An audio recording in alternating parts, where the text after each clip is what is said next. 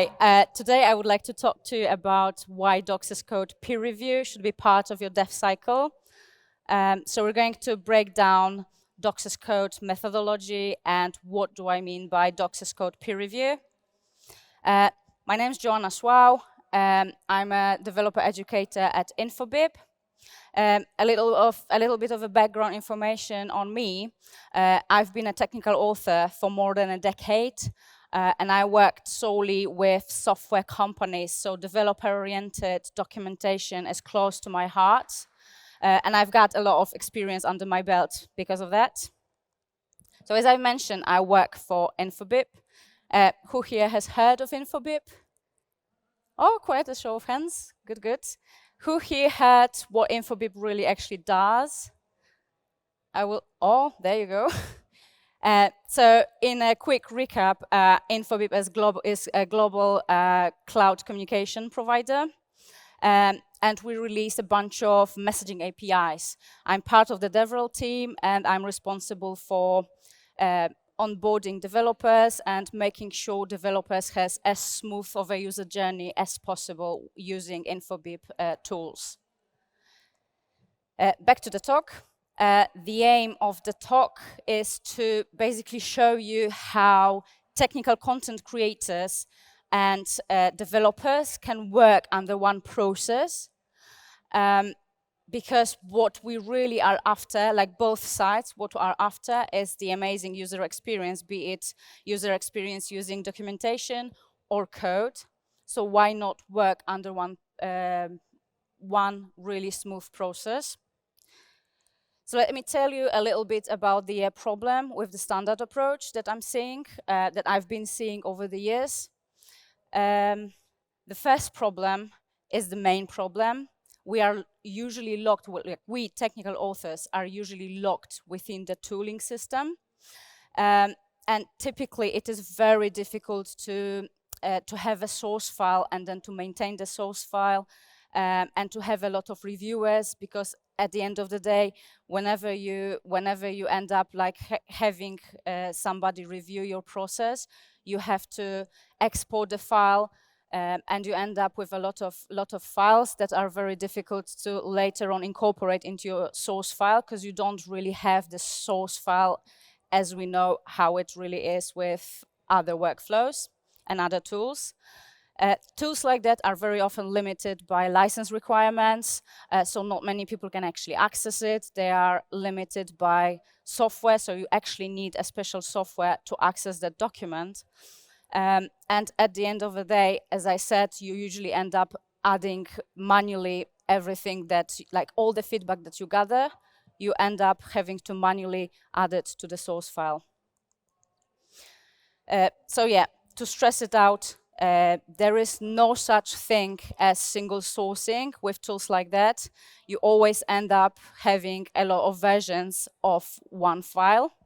You end up having a lot of files, like a lot of versions, and a lot of files that you have to combine. So this is very prone to human error because it's a manual process. So a lot of valuable content can actually be lost in the process of like re-adding and tweaking the source file. And because of all of that, you end up having internal documentation. You have to onboard your developers into your process. Your process is different to their process. And you need to teach them how to open the file, how to edit the file, how to add comments if it's a tool that they've never used. Also, you need to be very clear what is expected of them, of the reviewer. Do they correct your syntax? Do they correct your, do they just focus on content? Do they correct your typos? Or is it something that will be later on taken care of by some automated process? So you need to be very clear with them about that. Last but not least, and I just want to stress how important it is not easy to incorporate multiple reviewers' feedback. It's not friendly for that type of collaboration. And as controversial as I may sound right now, resolving a conflict on the branch, and I'm going to speak a little bit more about Git and branching methodology, is not as difficult as having to manually keep track of all the feedback you got from your reviewers. So is Dox's code the answer? I think yes, I think it is the answer. But at this point, I just really wanted to stress that we are talking purely about developer-oriented documentation. So we're not talking about marketing documentation. So if your technical authors are like doing white papers and blog posts and are part of a marketing team, that's not a really good solution for them. I'm talking about technical content creators who are solely focused on creating developer-oriented documentation, API docs, user guides, tutorials, you know, all of that. So yes, I think this is the solution. So what's Dox's code? I basically went and asked the current most powerful being in the universe, which is ChatGPT, to give me like a one-liner, what's Dox's code? And actually, to my surprise, it came up with a really good answer. So let's take a look. I think that paragraph actually encapsulates the core of what Dox's code is. So I'm going to read it from my laptop because I'm blind. The Dox's code approach treats documentation as code using the same tools and processes as software development to manage and publish documentation. So that's basically it. To give you more context around it, I broke it down into core aspects, like key aspects of Dox's code, so you know what am I basically talking about when I say Dox's code. So the first key aspect of Dox's code is that it is typically written in plain text format. It is extremely important in terms of how to access your file.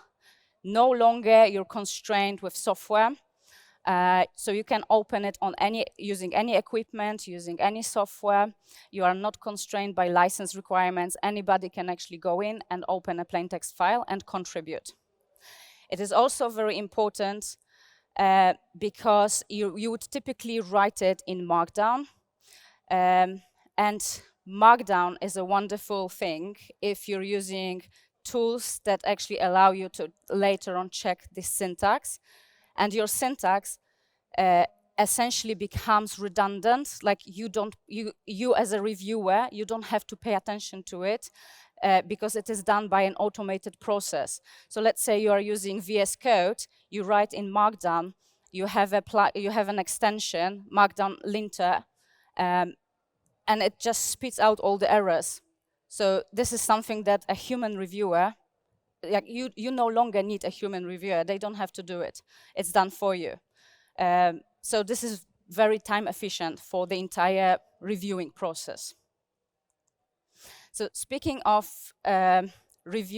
speaking of styling being abstracted from content, from the review process, it is important to mention that the entire Dox's code approach treats docs as a backend.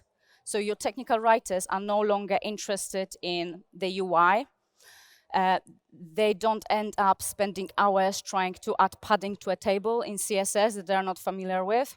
This is done by a dedicated team that is well versed with front end. So front end has nothing to do with technical writing. Your writers are sitting at the back end where they maintain and contribute to content. So what do they actually do? This frees them to actually practice a content-focused approach. So what's focused content approach? This is something that you can start thinking, what's content holistically? So they can start thinking about what's the content structure? Where do I put that table? Does it need to be at the bottom? Does it need to be, at the beginning? Where do I put my sections? How do I structure my page? They can think about content findability. Is the content particular content buried somewhere, and it's very important, like you know that this content is super important for your developers, but not many people are landing there on that particular page. So something's wrong. You start figuring out, you know, how to change that. Maybe you need to add some links, maybe you need to add some more references, maybe you need to change it. If you have like a table of context, maybe you need to change that. They can also think about information architecture, which is content silos. So they could organize the content in a logical way. So you can have like a getting started bucket. You can have conceptual documentation bucket, API documentation, you know, all of that to help users find relevant information. And then your technical authors can also think about the user journey. So the user journey is how the user actually gets through to the information and the entire information flow. So how you connect these content silos, these content buckets together in a logical way that is easily findable by your end users, by your audience. So that's why the decoupled front end and back end is very important, and it's like an inherent part of the docs as code approach. Another important bit is that it is stored in a version control. And this bit is like the most difficult aspect of docs as code, because at the end of the day, technical authors need to start learning about Git. Because the core concept here, the trick, is that the version control needs to be a Git-based product, because this is what developers work with. It doesn't have to be the same Git product. So if your developers are using Bitbucket, your documentation doesn't have to live in Bitbucket, it can live in GitHub. So, but it has to be a Git-based product to mirror the development process. At the end of the day, what we want them to do is to open up for really good collaboration. So we want people to actually go offline and work, collaborate on one file. We don't want to lock that file out of the system, like usually typical CMSs, like content CMSs do. So we want as many collaborators as possible. And we're going to talk about it later. And last but not least, it uses automated tools. And because we want to mirror the standard deployment process, even if it goes to documentation and documentation publishing. So typically, that would be like the static site generator running with some automated tools. And this is very important because, first of all, we want to mirror the CI/CD method, and also we want to automate as many things as possible. So what actually can we automate? A little bit of tips, like I've mentioned already that we can automate syntax, right? So we can automate syntax checking. If there is any error, the build will stop. But additionally, you can add in some rules in case, for instance, let's say that you end up wanting to have a website, but you also want to have an output in PDF, something that probably never happens, but it might. But in that case, you don't want your Markdown file corrupted with HTML code. So you want like just pure Markdown. So you can add some, syntax check that will throw out an error every time HTML code is injected into your Markdown file. You can also validate, add template validation. So let's say you want your document, like different types of document have different requirements, and you want to enforce them automatically. Let's say you're writing a user guide and you don't want your writers or your contributors to forget about the prerequisite section. So you can add that to your template validator. If it's a user guide and the user guide doesn't have the prerequisite section, the build will fail. The author, the contributor, the author will get an error message, and they will know, oh yeah, I need to add the prerequisite section, and they'll do it. No need for a human reviewer for that to remember. So automate as much as possible. Last thing to automate, but it is the very important thing, is to single source your content, single source your code. The great example of single sourcing is MongoDB, who actually single sourced their code base, and their documentation is actually pulling code from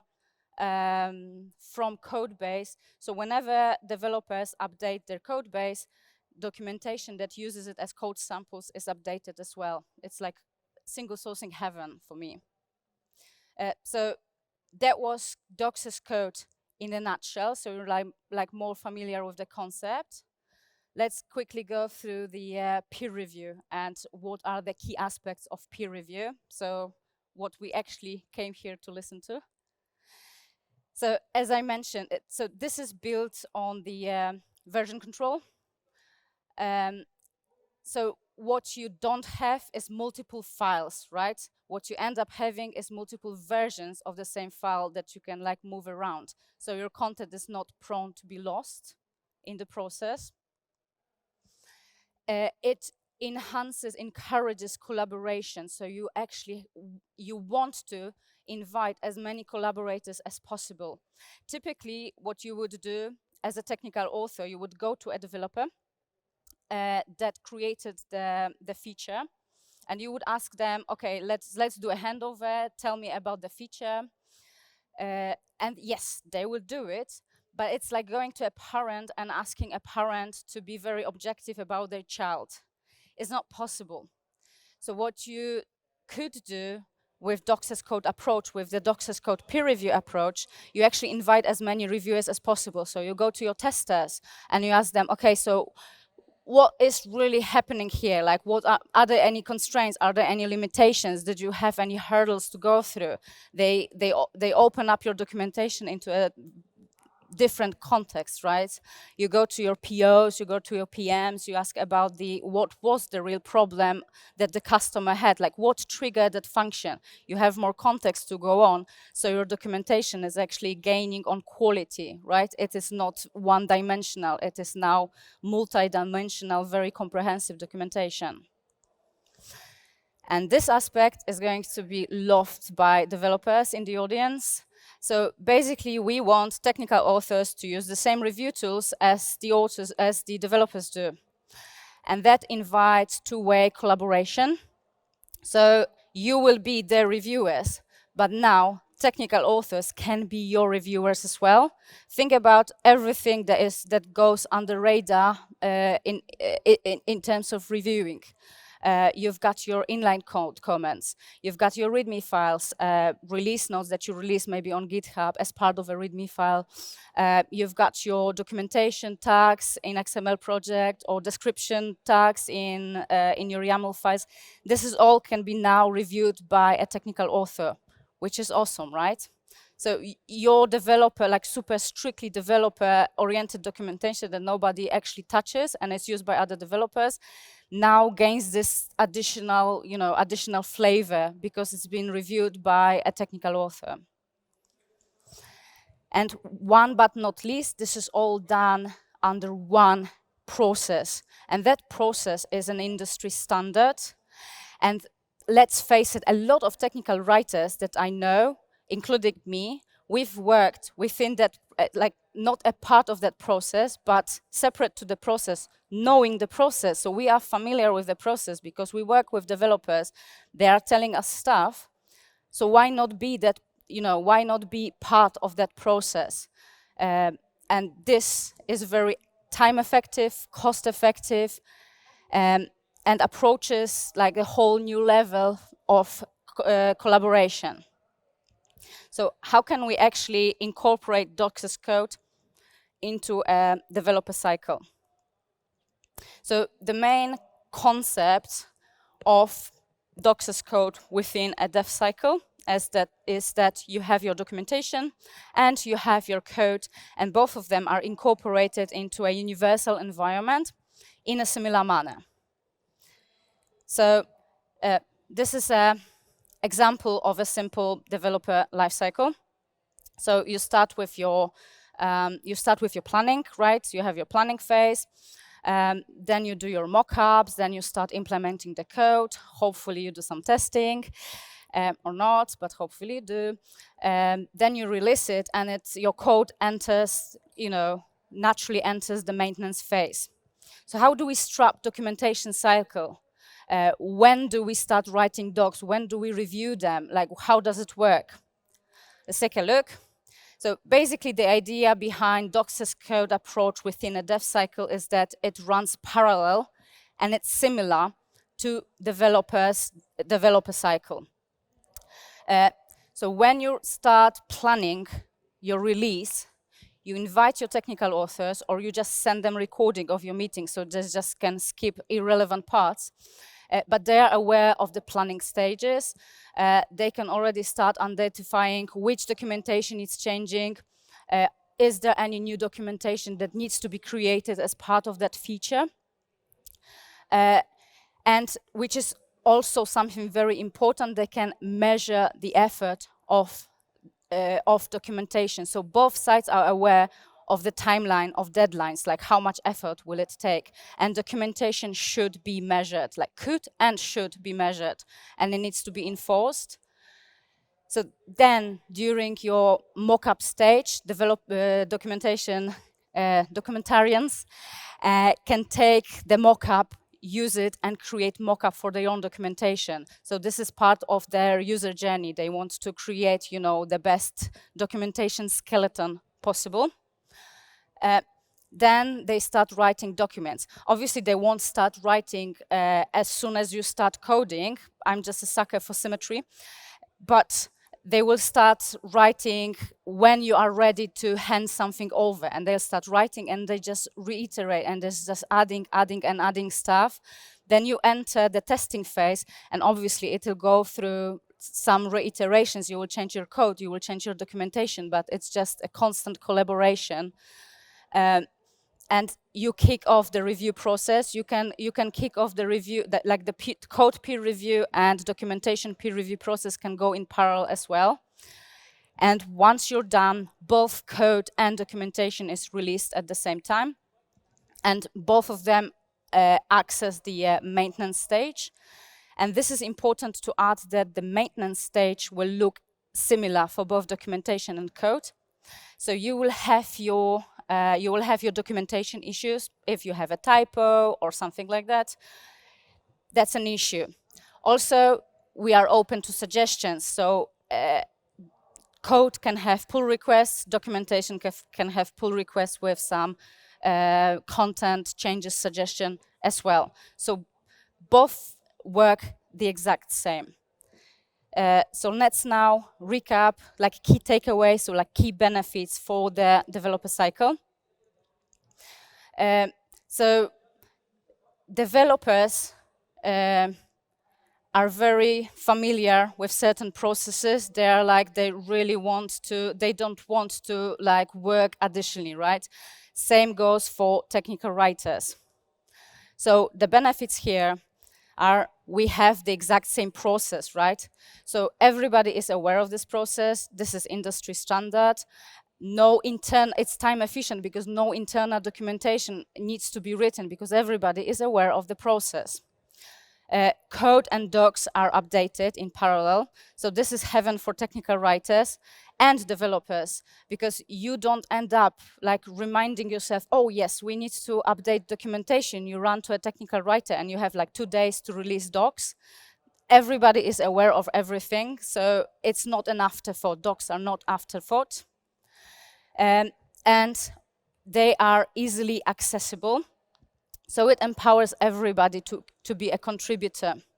We had talks about open source, so I encourage everybody to open source their documentation as well. Remember to have some contributor guidelines to remove the hurdles of like heavily editing your pull requests.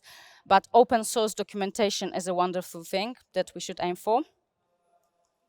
And obviously, benefits for documentation are aplenty as well. I boiled it down to 3 bullet points. So we have documentation that is always up to date. Because it's an inherent part of the process, it's not an afterthought. It is run with a very efficient process that everybody is aware of because, again, it's an industry standard. And at the end of the day, we end up having an improved quality of documentation because it's well planned. We've been there since the very beginning. We are aware of everything. And we had a lot of stakeholders to contribute to everything. So we end up with a very comprehensive set of documentation.